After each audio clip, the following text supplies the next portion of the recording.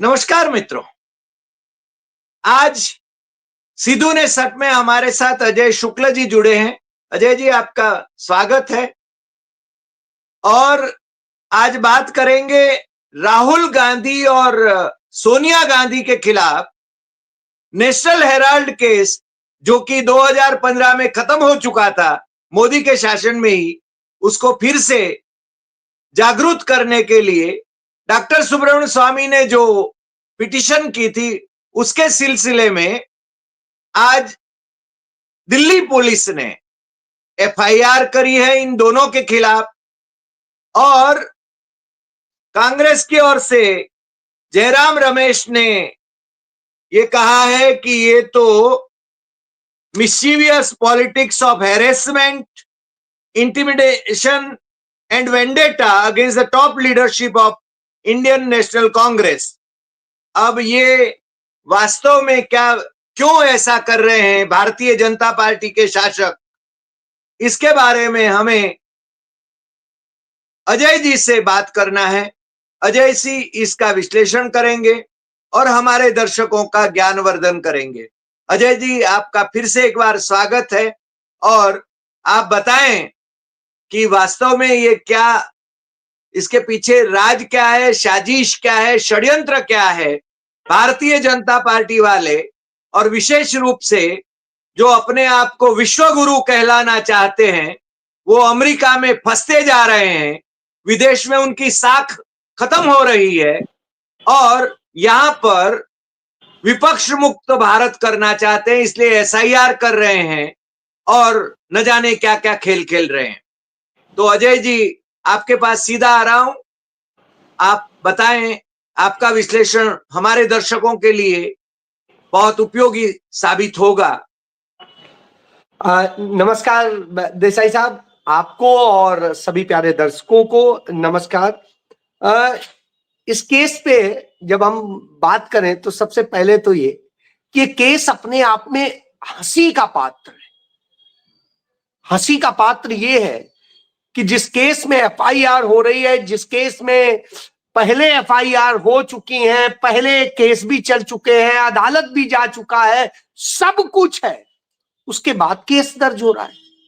कानून कहता है एक मामले में एक केस रजिस्टर हो, एक अपराध में 4 नहीं हो सकते। लेकिन साहब यहां तो पता नहीं कब कब क्या होता है। आप इसको यदि आप देखेंगे तो सबसे पहले आपको यह आएगा कि केस आता कहां से है, कैसे है और क्या हुआ।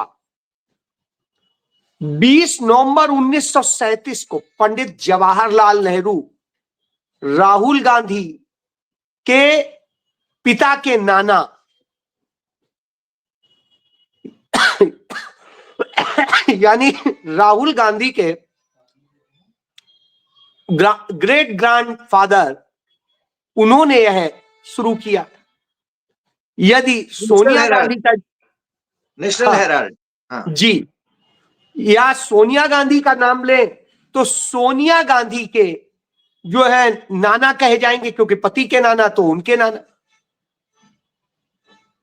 तो उनके नाना ने यह शुरू किया था 20 नवंबर 1937 को। देश की आजादी की लड़ाई लड़ने के लिए शुरू किया था, अपने साथियों के साथ शुरू किया था। और जिन साथियों के साथ शुरू किया था वो जिंदगी भर मरते समय तक कांग्रेसी रहे। यह नहीं कहा जा सकता है कि वो कहीं और चले गए या कोई ऐसे लोग थे। चाहे पुरुषोत्तम दास टंडन की बात हो, चाहे कैलाशनाथ काटजू की बात हो, चाहे रफी अहमद किदवई की बात हो, चाहे कृष्ण दत्त पालीवाल की बात हो या गोविंद वल्लभ पंत की बात हो, सारे लोग वही तो थे। और नेहरू जी ने इस अखबार को का संचालन किया, इसको किया। तमाम बार अंग्रेजों को तकलीफ थी। ये अंग्रेजी में नेशनल हेराल्ड, हिंदी में नवजीवन और उर्दू में कौमी आवाज के नाम से निकाला गया था। इसके जरिए देश दुनिया में भारत के स्वतंत्रता संग्राम की आवाज, जो उस समय का अंग्रेजी गोदी मीडिया था, उसके मुकाबले खड़ा हुआ था। तकलीफ इस बात की है क्योंकि उस समय अंग्रेजों के साथ कौन खड़ा था?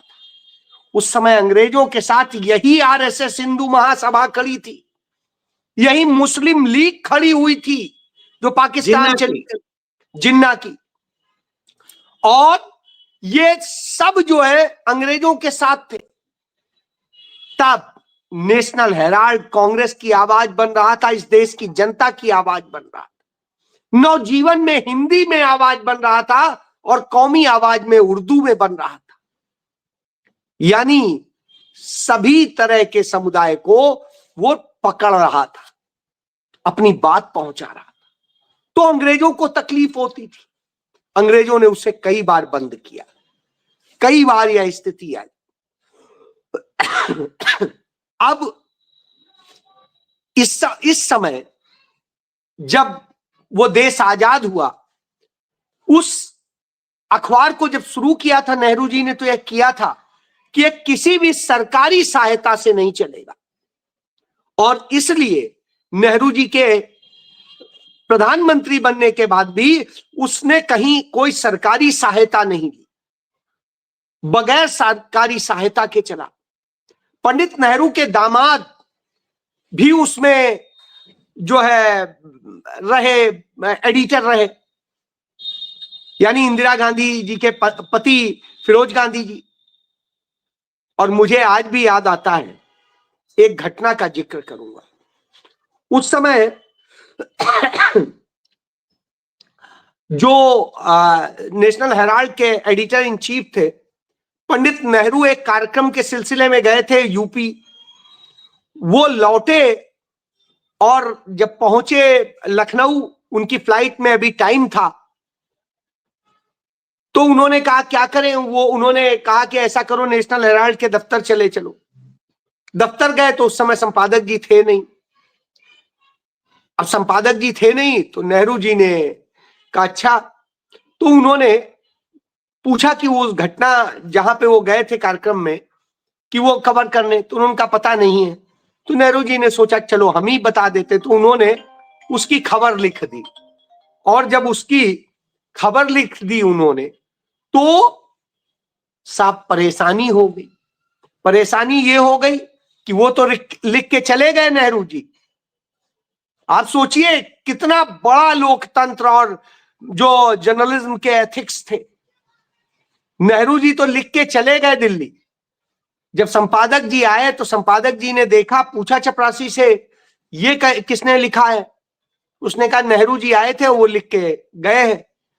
उन्होंने देखा और उसके बाद में उसको उठाया और डस्टबिन में डाल दिया। ओह, क्यों?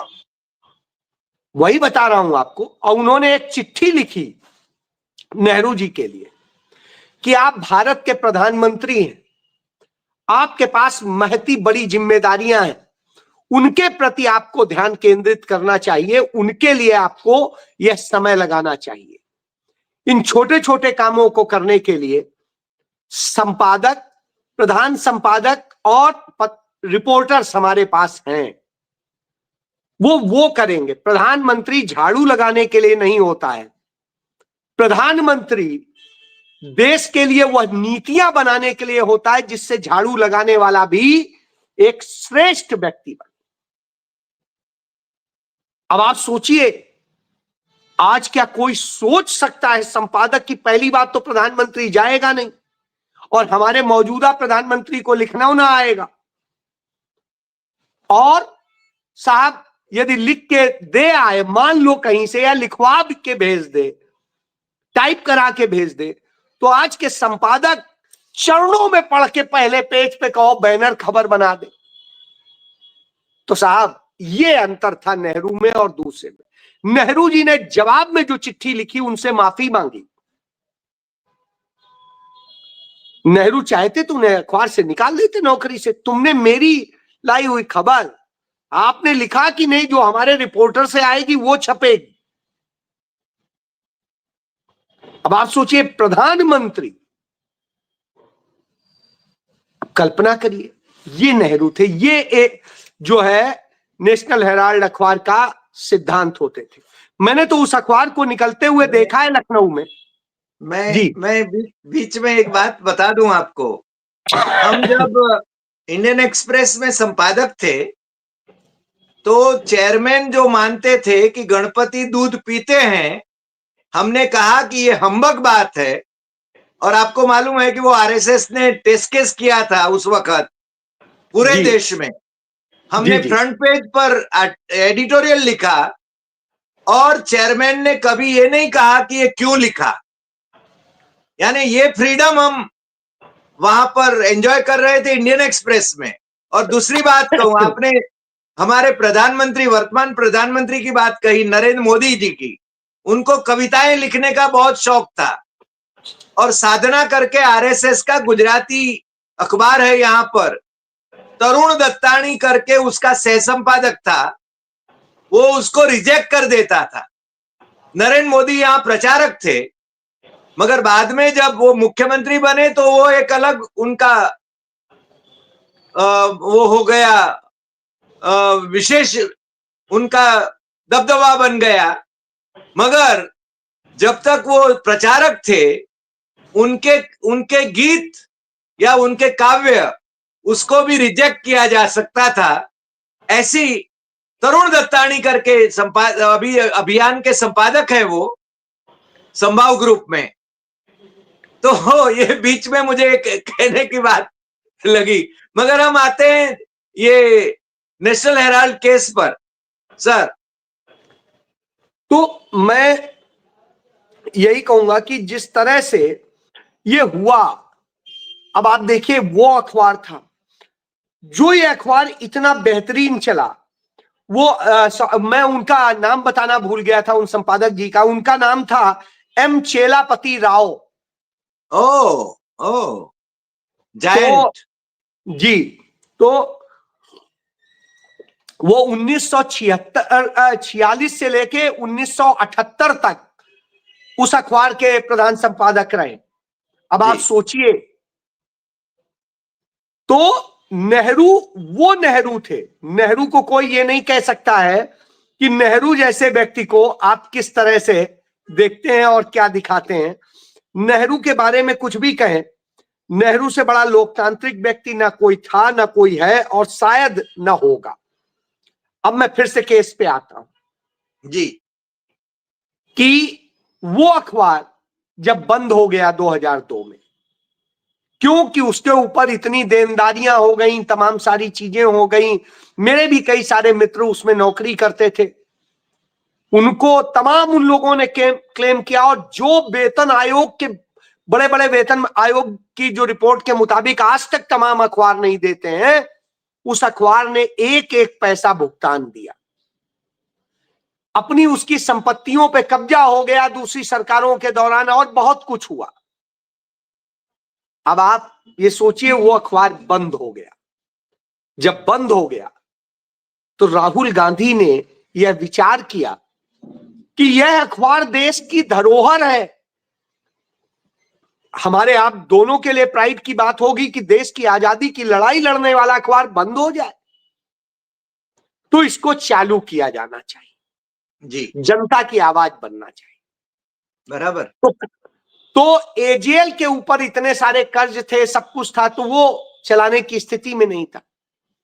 राहुल गांधी ने यंग इंडिया, जो गांधी जी का यंग इंडिया होता था, उसी से इंस्पायर होके यंग इंडिया के नाम से एक नॉन प्रॉफिट कंपनी बनवाई और उस कंपनी के को यह अधिकार दिया कि वो एजेएल के संचालन करेगी।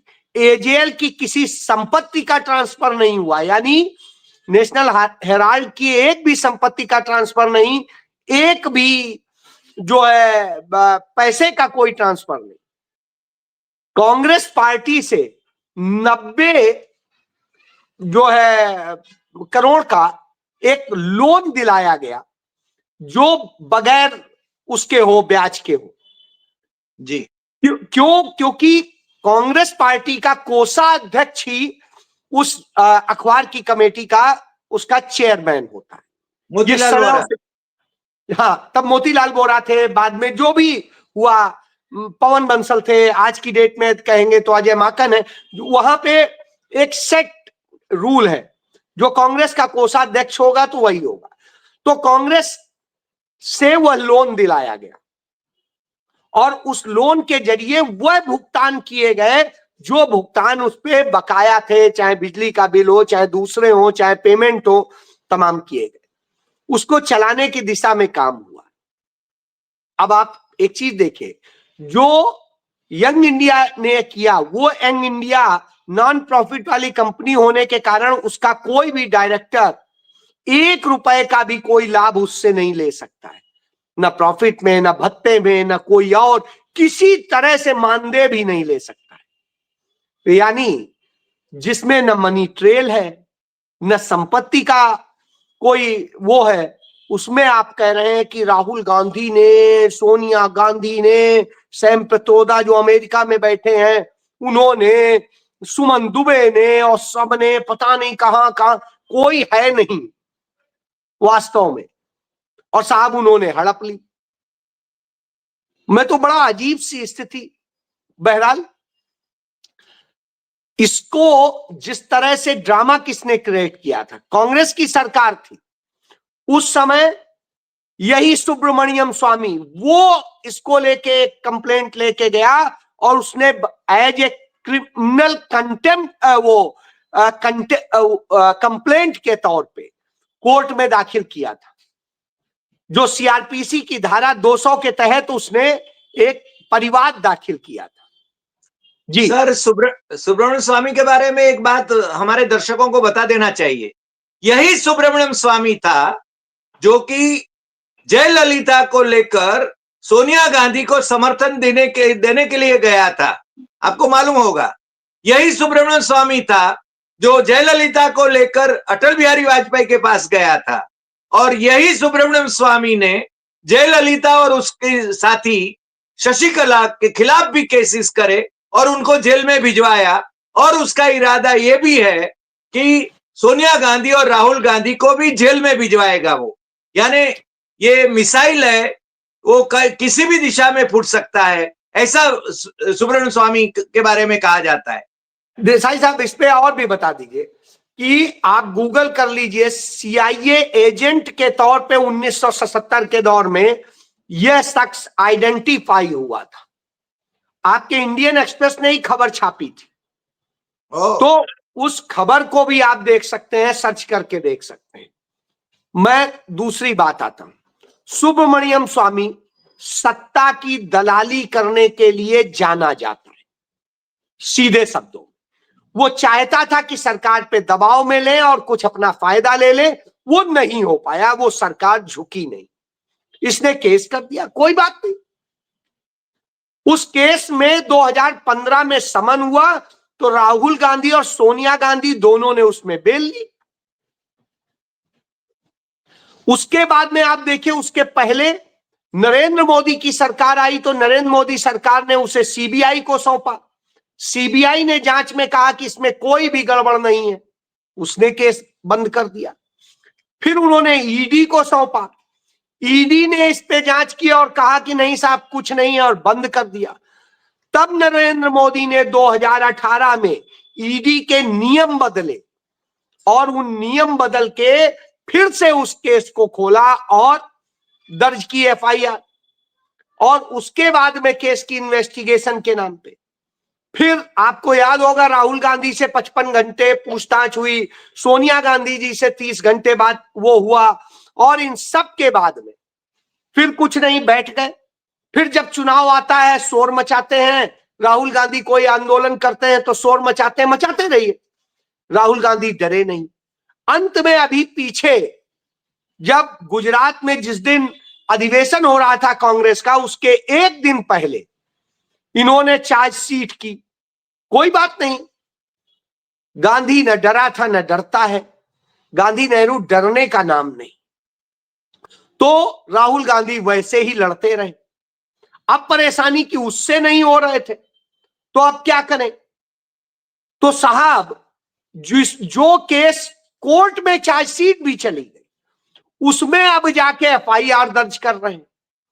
कोर्ट ने आज तक चार्ज फ्रेम नहीं किया है। जब हम आप बात कर रहे हैं, आज तक राहुल गांधी के खिलाफ कोई समन नहीं हुआ है, सोनिया गांधी के खिलाफ कोई समन नहीं हुआ है। यानी 12 साल से ये प्रयास कर रहे हैं, 2 साल पहले से सुब्रमण्यम स्वामी कर रहे हैं, अब 2011 से ये सारा काम चल रहा है, लेकिन आज तक कुछ नहीं सामने आया।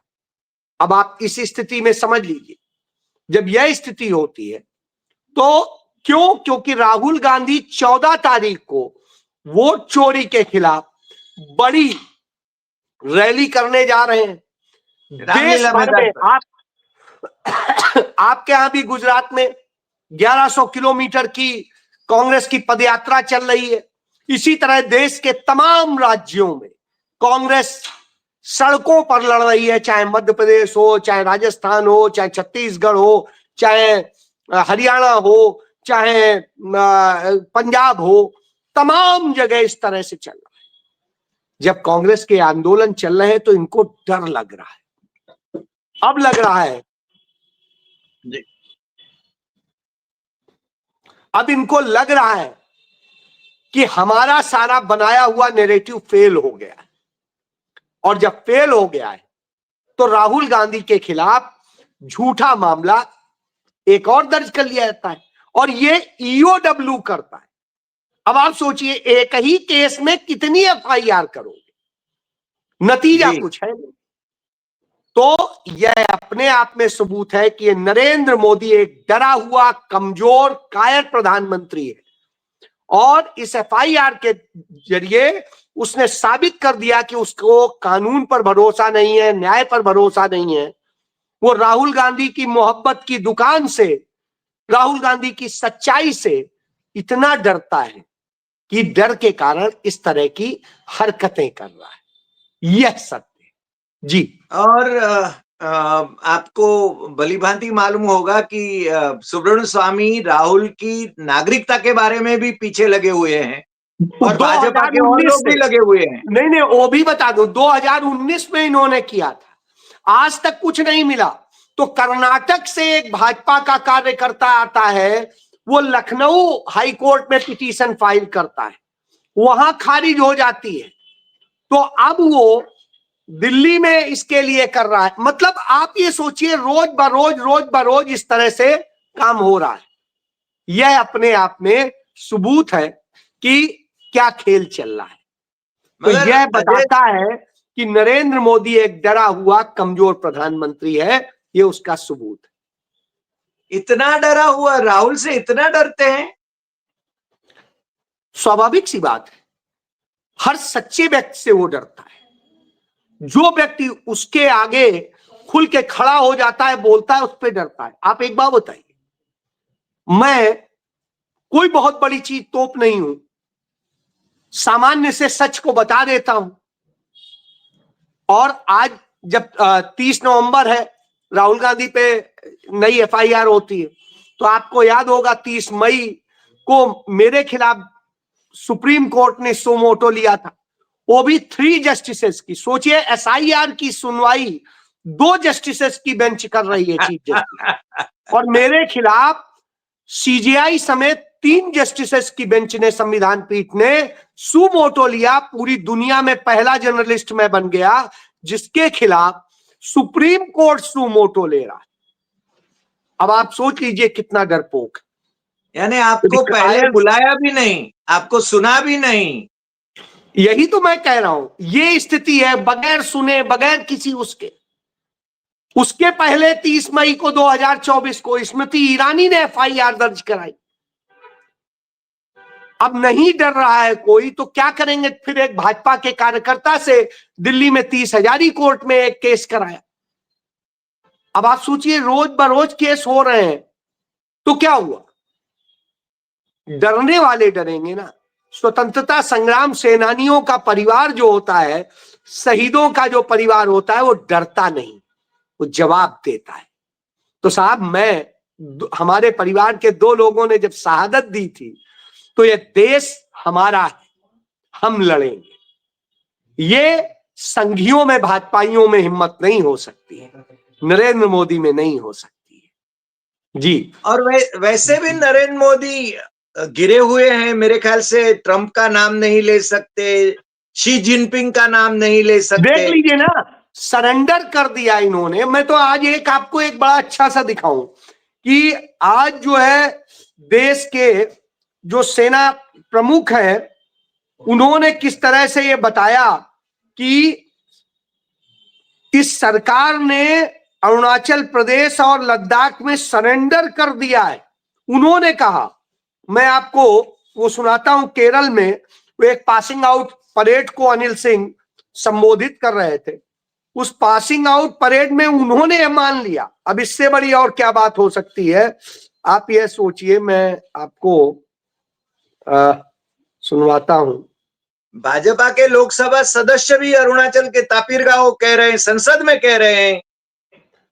बिल्कुल सही है, यही सत्य है। ये मगर देखिए, मोदी कहते हैं कि कोई आया नहीं, कोई रहा नहीं।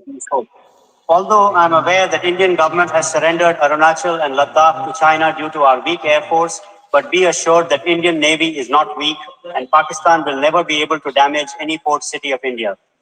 अब आप समझ लीजिए, उन्होंने साफ साफ कह दिया। उन्होंने कहा नेवल तो हमारी मजबूत है कि पाकिस्तान हमारे उसका नुकसान नहीं कर सकता है, लेकिन अरुणाचल प्रदेश और लद्दाख में सरेंडर कर दिया है, गवर्नमेंट ने सरेंडर कर दिया, उन्होंने कहा।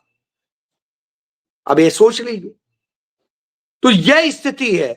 तो सरेंडर्ड प्रधानमंत्री है, चाहे डोनाल्ड ट्रंप का टी नहीं ले सकता है नाम, चाइना का चा नहीं बोल सकता है, और पाकिस्तान के आगे ऑपरेशन सिंदूर में सरेंडर कर ही चुका है। तो आपके सामने जी। अजय जी, आप जब बात करते हैं तो तथ्यों के आधार पर बात करते हैं। क्रोनोलॉजी आपने बताई, और जिस प्रकार से नेशनल हेराल्ड की बात आपने करी, देश के आजादी के संग्राम के लिए जो अखबार पंडित जवाहरलाल नेहरू ने शुरू कराया था, और जहां पर कोई पैसों की लेन देन हेराफेरी नहीं हुई, वहां पर ईडी का केस बनाया जाना, बार बार उसके बारे में सीबीआई या ईडी को लगाए जाना, मेरे ख्याल से ये अजीब बात है। और लोकतंत्र से विपरीत तानाशाही का ही एक उसकी भनक लगती है हमें तो। और तानाशाही अब दूर नहीं, तानाशाही वास्तव में अभी हमारे यहाँ है, ऐसा हमें लगता है। आज आप हमारे साथ जुड़े, इसके लिए आपका बहुत बहुत शुक्रिया। और हमारे दर्शकों को भी हम अनुरोध करते हैं कि वो जागरूक रहे, लोकतंत्र को बचाने के लिए, संविधान को बचाने के लिए। वो अपने आप की ये बातें, ये जो आपने बातें बताई, वो ध्यान से सुने और जागरूक रहें, ऐसा हम चाहते हैं। आज इतना ही, फिर मिलते हैं नए एपिसोड में नए विषय के साथ। नमस्कार।